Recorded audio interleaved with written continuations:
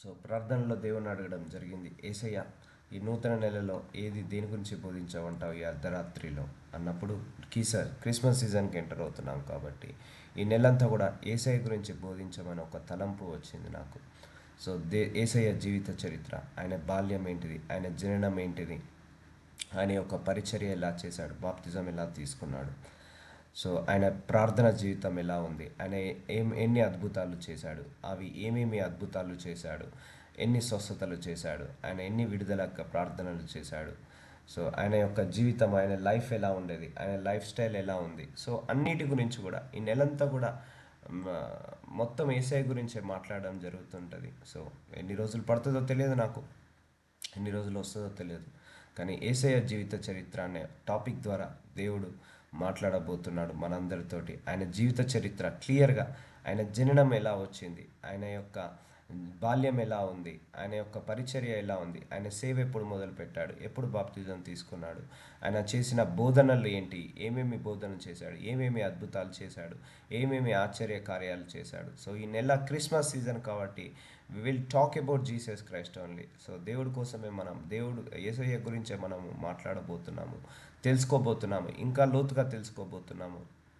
So బైబిల్లో ఆయన ఉన్న చాప్టర్లు ఏంటిదండి, మత్తయ్య, మార్కు, లూకు అండ్ యోహాను. సో ఈ నాలుగు అధ్యాయాలలో ఏసయ్య గురించి ప్రస్తావించడం జరుగుతుంది. ఈ 4 అధ్యాయాల గురించి బోధించడం జరుగుతుంటుంది. ఈ 4 అధ్యాయాల్లో ఉన్న ఏసయ్య ఏమేమి కార్యాలు చేశాడు, ఎలా చేశాడు, ఇవన్నీ కూడా మనము నేర్చుకోవడం జరుగుతుంటుంది. సో ఈ నెలంతా కూడా ఏసయ్య జీవిత చరిత్ర ద్వారా మనందరితో మాట్లాడుతున్నాడు. Biography of Jesus Christ.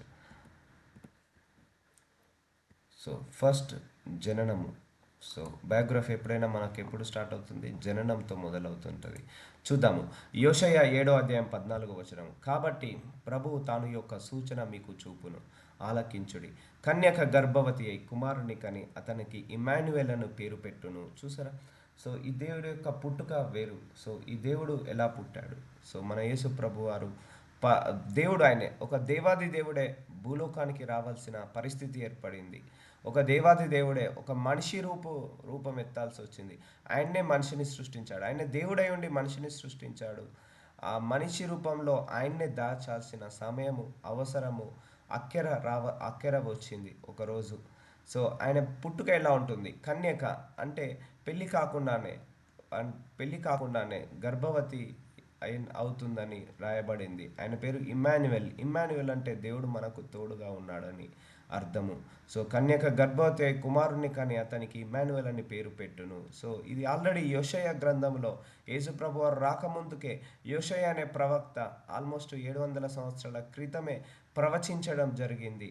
ఇలా ఒక లోకరక్షకుడు పుడతాడు, అతని పేరు యేసు ప్రభు, అతని ఇమ్మాన్యుయల్ అంటారు. అదొక కన్యక గర్భవతి అయి కుమారుని కంటుంది అని. సో అప్పటి వరకు ఏ కన్యక కూడా గర్భవతి అయినది లేదు. సో మొట్టమొదటిగా యేసు ప్రభు వారు వల్ల ఆ కన్యక గర్భవతి అయి కుమారుణ్ణి కంటుంది, అతని పేరే ఇమ్మాన్యుయల్ అని పేరు పెట్టబడును. సో ఇది సూచన క్రియలాగా జరుగుతుంటుంది అని. సో దేవాది దేవుడు భూలోకానికి వచ్చినప్పుడు సో దేవుడు ఒక కన్యకను ఎన్నుకుంటాడు, ఆ గర్భాన్ని ధరించడానికి జరుగుతుంటుంది. కాబట్టి ఆయన యొక్క పుట్టుకలో మహా అర్థం ఉంది, పరమార్థం ఉంది. సో అందరిలాగా పుట్టిన వ్యక్తి కాదు యేసు ప్రభు వారు, అందరిలాగా పుట్టినవారు కాదు. సో కాకపోతే ఒక నరరూపము దాల్చాల్సి వచ్చింది దేవుడికి. సో దేవుడికి నరరూపము దాల్చాల్సి వచ్చింది. అదే ఒక కన్యక రూపకంలో మరి మానవ అవతారం అంటే మనలాగానే రక్త మాంసాలు ధరించుకొని పుట్టడం జరుగుతుంటుంది. సో చూద్దాము. 6వ నెలలో లూకా సువార్త 1:26 గబ్రియెల్ అనే దేవదూత గలీలియనుని నజరేతును ఊరిలో దావీదు వంశస్థుడైన యోసేపుని ఒక పురుషునికి ప్రదానము చేయబడిన కన్యక యొద్దకు దేవుని చేత పంపబడాను. సో గాబ్రియెల్ అనేది ఒక దేవదూత. ఈ దేవదూత ఏంటిదంటే మెసెంజర్ ఇస్తుంది. దేవుడి దగ్గర దేవుడైతే ఏ మెసేజ్ ఇస్తాడో ఆ మెసేజ్ని మోసుకొని వస్తుంటుంది, ఇన్ఫర్మేషన్ తీసుకొని వస్తుంటుంది ఈ గాబ్రియెల్ అనే దూత. సో నజరేత్ అనే ఊరిలో దావీదు వంశస్థుడైన యోసేపునకు. సో యోసేపు ఎవరంటే యేసుప్రభు వారి యొక్క భూలోకంలో ఉన్న తండ్రి పేరు. సో ఒక పురుషునికి ప్రదానము చేయబడిన కన్యక యొద్దకు దేవుని చేత పంపబడేను. ఆ కన్యక పేరు మరియా. సో మరియా అనే ఒక స్త్రీ, ఆమె నీతిమంతురాలు, ఆమె పరిశుద్ధురాలు, ఆమె కన్యక. సో ఆమె దగ్గరికి ఒక దేవదూత పంపబడింది దేవుడి దగ్గర నుంచి. సో ఆమెకు ఆల్రెడీ ప్రదానము చేయబడిన స్త్రీ, అంటే అంటే ఎంగేజ్మెంట్ అయిపోయింది, ఒక వ్యక్తితో ఎంగేజ్మెంట్ అయిపోయింది. ఆ ఎంగేజ్మెంట్ అయిన వ్యక్తి పేరే యోసేపు. అతను భూలోకంలో యేసు ప్రభు వారికి తండ్రిలాగా నియమించబడ్డాడు. మరియమ్మ తండ్రిలాగా నియమించబడింది, తల్లిలాగా నియమించబడింది యేసు ప్రభు వారికి. ఆ దూత లోపలికి వచ్చి ఆమెను చూచి, దయాప్రాప్తురాలా, నీకు శుభము, ప్రభు నీకు తోడే ఉన్నాడని చెప్పాను. ఆ దేవదూత ఒక మెసేజ్ తీసుకొచ్చింది. దయాప్రాప్తురాల అంటే దేవుడి చేత దయ పొందింది మరియమ్మ. సో చూడండి, భూలోకంలో ఇంతమంది స్త్రీలు ఉండగా ఆ కాలంలో మరియమ్మను ఎందుకు ఎన్నుకోవాల్సి వచ్చింది? సో ఆ మరియమ్మ నీతిమంతురాలు, అందరికంటే పరిశుద్ధురాలు. కనుక దేవుడు ఆ మరియమ్మను ఎన్నుకొని, దయాప్రాప్తురాల నీకు శుభము, ప్రభు నీకు తోడే ఉన్నాడని చెప్పాను. ఆమె ఆ మాటకు బహుగా తొందరపడి ఈ శుభవచనం ఏమిటో అని ఆలోచించుకొనుచుండగా ఒక దేవదూత వచ్చి, ప్రభు నీకు తోడే ఉన్నాడు, నీకు శుభము కలుగును గాక, అంటే నీకు గుడ్ న్యూస్ వస్తుంది అని చెప్తున్నప్పుడు మరియమ్మ తొందరపడిందట. అంటే బహుగా తొందరపడి, అంటే ఆతృత ఉంటుంది కదా, ఏంటిదా శుభవచనం ఏంటిదో అని తెలుసుకోవాలని ఆలోచించుకొనుచుండగా దూత, మరియా భయపడకుము, దేవుని వలన నీవు కృప పొందితివి. చూసారా, దేవుడి వల్ల కృప పొందింది కాబట్టి ఆమె కన్యక గర్భవతి కావాల్సి వచ్చింది. లోక రక్షకుడే ఆమె గర్భంలో పుట్టాల్సి వచ్చింది, జన్మించాల్సి వచ్చింది. ఇదిగో నీవు గర్భము ధరించి కుమారుణ్ణి కని ఆయనకు యేసు అని పేరు పెట్టుదువు. చూసారా, ఆయన పుట్టక ముందుకే ఏ గర్భంలో పుట్టాలి అని 700 సంవత్సరాలు 800 సంవత్సరాలు దాదాపుగా యెషయా ప్రవక్త ద్వారా రాయబడి ఉంది. ఏమని రాయబడి ఉంది? ఒక కన్యక గర్భవతి అయితే కుమారుణ్ణి కంటుంది అని. సో ఆయన పుట్టక ముందుకే ఆయన పేరు రాయబడింది, యేసు అని పేరు పెట్టుదువు. సో దేవుడు ఒక ప్రణాళిక ప్రకారము యేసు ప్రభు వారిని, తండ్రి కుమారుణ్ణి భూలోకానికి తీసుకొచ్చాడు ఒక ప్రణాళిక ప్రకారము. సో జీసస్ క్రైస్ట్ బర్త్కి ఒక పర్పస్ ఉంది, పర్పస్ ఉంది. ఆ పర్పస్ ఏంటంటే లోకాన్ని రక్షించడానికి కానీ శిక్షించడానికి కాదు, లోకాన్ని కాపాడడానికి కానీ ఆదుకోవడానికి కానీ నశింప చేయడానికి జీసస్ క్రైస్ట్ రాలేదు. కాబట్టి ఆయన యొక్క జననం వలన మనకు ఏమొచ్చింది? రక్షణ వచ్చింది. ఆయన యొక్క జననం వలన మనకు మంచి జరిగింది, మనకు సమాధానము, సాక్ష్యము దొరికింది. ఆయన జననం వల్ల నరకానికి వెళ్ళాల్సిన ఆత్మలు పరలోకానికి వచ్చాయి. సో ఇదిగో నీవు గర్భము ధరించి కుమారుణ్ణి కని ఆయనకు యేసు అని పేరు పెట్టుదువు. సో దేవదూత చెప్తుంది, నువ్వు గర్భము ధరిస్తావమ్మా, నువ్వు ఒక కుమారుణ్ణి కంటావు, ఆయన పేరు యేసు అని పేరు పెట్టు అని అంటున్నాడు. సో అందుకే పుట్టక ముందుకే దేవుడి యొక్క పేరు డిక్లరేషన్ ఇవ్వబడింది అక్కడ. ఆయన గొప్పవాడే, సర్వోన్నతుని కుమారుడనబడును. సో లూకాసు వార్త 1:32 ఆయన గొప్పవాడే, సర్వోన్నతుని కుమారుడనబడును. సో దేవుడి యొక్క కుమారుడే నీ గర్భంలో పుడతాడమ్మా. సో నువ్వు దేవుడి చేత కృప పొందావు, దేవుడు నిన్ను ఎన్నుకున్నాడు, దేవుడు నిన్ను ఉపయోగపడే పాత్రలాగా నిన్ను మలుచుకుంటున్నాడు. సో నీ గర్భంలో దేవాది దేవుడే పుట్టబోతున్నాడని ఆ దేవదూత ద్వారా, దేవదూత ద్వారా దేవుడు సమాచారాన్ని అందించాడు. సో ఇది గొప్ప ధన్యత కనబడును. ప్రభు అయిన దేవుడు ఆయన తండ్రి అయిన దావీదు సింహాసనమునకు ఆయనకిచ్చును. సో ఆ దేవుడు ఆ సింహాసనాన్ని, దావీదు యొక్క సింహాసనాన్ని ఆయనకిచ్చును. ఆయన యాకోబు వంశస్థులను యుగయుగములు ఏలును, ఆయన రాజ్యము అంతము లేనిదై ఉండవలనని ఆమెతో చెప్పాను. చూసారా, ఆయన రాజ్యమట అంతము లేనిదట. సో యాకోబు దేవ, అబ్రహాం దేవ, ఇస్సాకు దేవ, సో దావీదు కుమారుడా అని అనిపించుకున్నాడు యేసు ప్రభువాడు. సో ఆయన యొక్క జననము ఈ లోకానికి రక్షణ, వెలుగు. ఆయన రాజ్యం ఇక అంతము లేనిదై ఉండునట. సో ఇక నిత్య రాజ్యము అన్నట్టు. సో ఇక్కడ భూలోకంలో కాదు, పరలోకంలో నిత్య నివాసము, నిత్య రాజ్యానికి అర్హులం మనందరము కూడా. సో దానికి మనం అందరం వారసులను చేసుకోవడానికి దేవుడు యేసుప్రభు వారు వచ్చాడు. ఎందుకంటే ఆయన జననం వల్ల మనందరూ కూడా పరలోక రాజ్యాన్ని అనుగ్రహించబడ్డాము. ఆయన జననం వల్ల పరలోక రాజ్య విస్తరణ కోసం మనందరినీ కూడా పిలుచుకున్నాడు, మనందరినీ కూడా ఎన్నుకున్నాడు, మనందరినీ కూడా ఆయన పిలుచుకోబడడం జరిగింది. అందుకే ఈ Christmas of the celebration. Christmas is the season of celebration, season of salvation, season of happiness, joy, and season of goodness, and season of God forgiveness. So this season of the everything in this Christmas season చాలా గొప్ప season ఇది. ప్రపంచమంతా జరుపుకునే ఏకైక పండుగ Christmas season. ప్రతి ఒక్కరు కూడా జరుపుకునే పండుగ క్రిస్మస్. సో ఇంత గొప్ప క్రిస్మస్ పండుగలోకి మనము ఎంటర్ అవుతున్నాము, క్రిస్మస్ సీజన్లోకి ఎంటర్ అవుతున్నాము. సో మనము యేసయ్య గురించి ఈ నెలంతా కూడా ఎక్కువగా నేర్చుకుంటాము. ఆయన చేసే అద్భుతాలు, ఆయన చేసిన ఆశ్చర్యమైన కార్యాలు, ఆయన చెప్పిన బోధనలు, ఆయన పలికిన మంచి మాటలు, ఆయన ఇచ్చిన సమాధానము, ఆయన ఇచ్చిన సాక్ష్యము, ఆయన పరిచర్య, ఆయన ప్రార్థనా జీవితము ఎలా ఉంది, ఆయన ఏమేమి అద్భుతాలు, ఎన్ని అద్భుతాలు, ఏమేమి ఆశ్చర్య కార్యాలు, ఎన్ని ఆశ్చర్యమైన కార్యాలు చేశాడో ఇవన్నీ కూడా మనము ఈ నెలంతా నేర్చుకోబోతున్నాము. మహాకృప, మహాకృప దేవుడు మనందరికీ ఇచ్చాడు. ఆయన గురించి మరొకసారి క్లియర్గా తెలుసుకోవడానికి బయోగ్రఫీ, అంటే పుట్టినప్పటి నుంచి ఆయన ఎలా ఎలా ఉన్నాడు, ఎలా ఎదిగాడు, జ్ఞానం ఎలా ఎదిగాడు, అన్నీ కూడా మనము ఇన్ అండ్ అవుట్ నేర్చుకోవడానికి దేవుడు మహాకృపనిచ్చాడు. ఆయన గురించి తెలుసుకోవడానికే కదా మనం ఈ భూలోకానికి వచ్చింది. ఈ భూలోకానికి వచ్చింది ఆయన గురించి తెలుసుకోవడానికే. సో అలాంటి గొప్పతనత మరొకసారి దేవుడు మనకు గాడ్ విత్ అస్ గ్లోబల్ మినిస్ట్రీకి ఇస్తున్నాడు. ఈ నెలంతా కూడా మనం ఆయన గురించి నేర్చుకోవడమే జరుగుతుంది, ఆయన గురించి తెలుసుకోవడమే జరుగుతుంది. సో అందుకు మరియా, నేను పురుషుణ్ణి ఎరుగని దానననే ఇదెలాగూ జరుగునని దూతతో అనగా, దూత పరిశుద్ధాత్మ నీ మీదికి వచ్చును. సో మరియమ్మ అంటుంది, నాకు ఇంకా వివాహం జరగలేదు, నాకు ఏ పురుషుడు కూడా తెలియదు, సో ఇదంతా ఎలా జరుగుతుంది, నా గర్భంలోకి ఎలా వస్తున్నాడు అని అడిగినప్పుడు, ఆ దూత పరిశుద్ధాత్మ నీ మీదికి వచ్చును, సర్వోన్నతుని శక్తి నిన్ను కమ్ముకొనును. సో పరిశుద్ధాత్మ శక్తి ద్వారా సర్వోన్నతుని శక్తి నిన్ను కమ్ముకొనును గనుక పుట్టబో శిశువు పరిశుద్ధుడై దేవుని కుమారుడనబడును. సో అందరిలాగా పుట్టిన వ్యక్తి కాదు యేసు ప్రభువారు.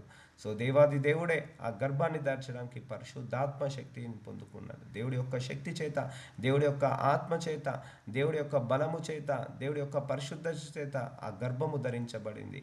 పరిశుద్ధుడై దేవుణ్ణి కుమారనబడును. సో దేవుడికి అసాధ్యమైనదంటూ ఏది లేదండి.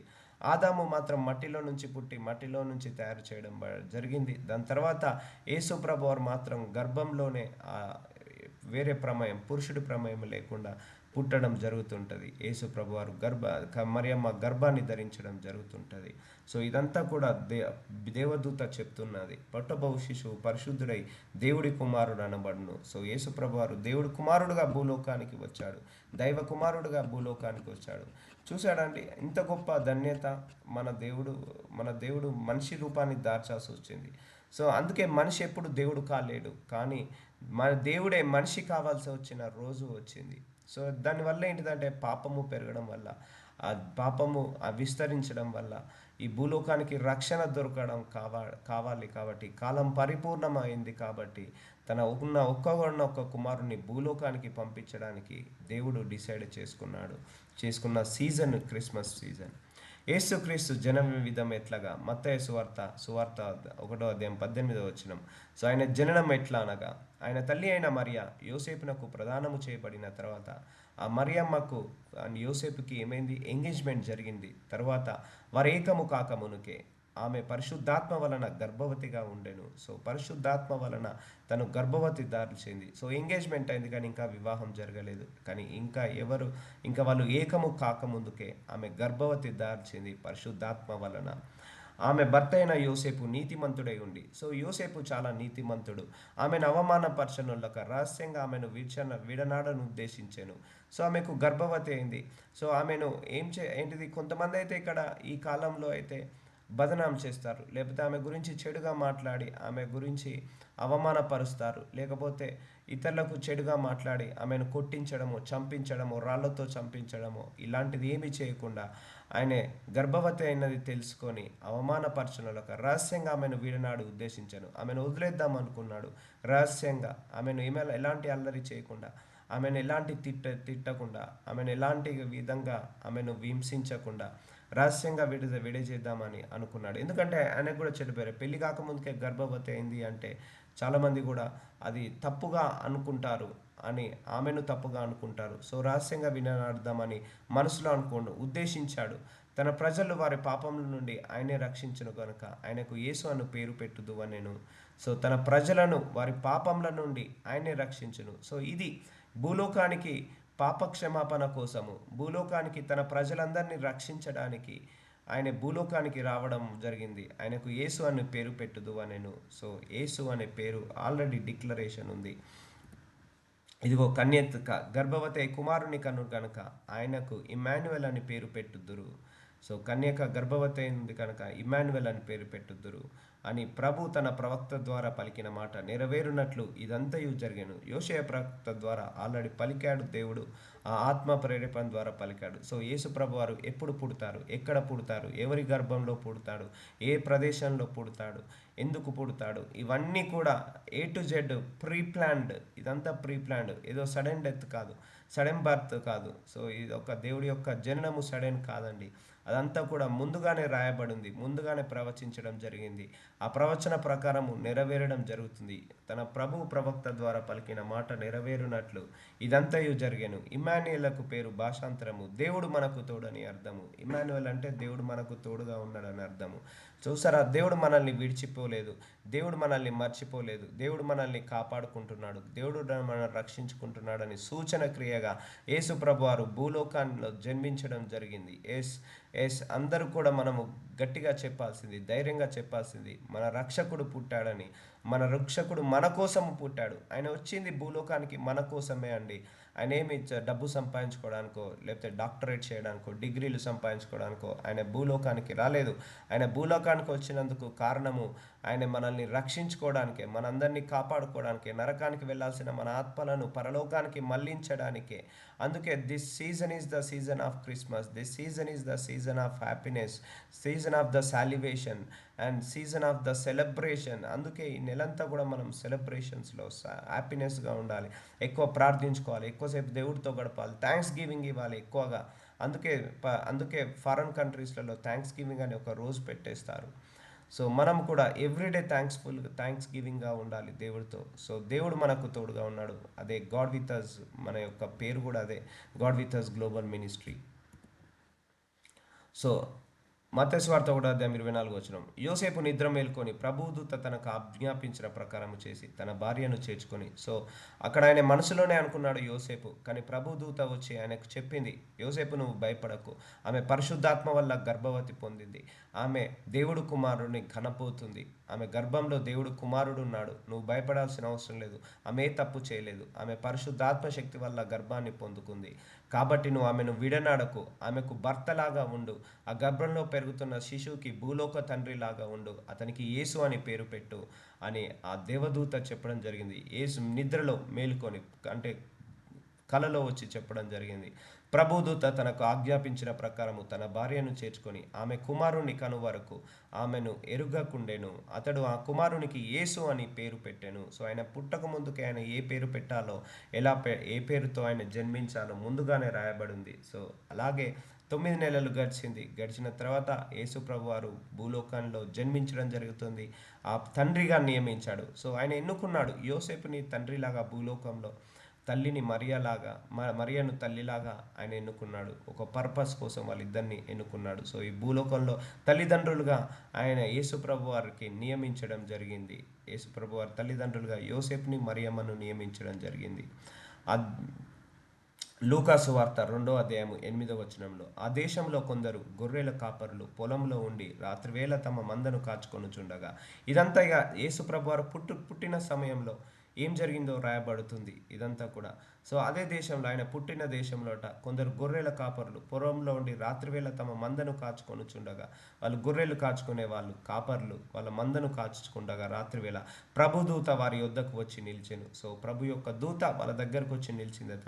ప్రభు మహిమ వారి చుట్టూ ప్రకాశించినందున వారు మిక్కిలి భయపడిరి. సో గొప్ప వెలుగు, గొప్ప మహిమ వాళ్ళ చుట్టూ ప్రకాశించిందట అప్పుడు ఆయన జన్మించినప్పుడు.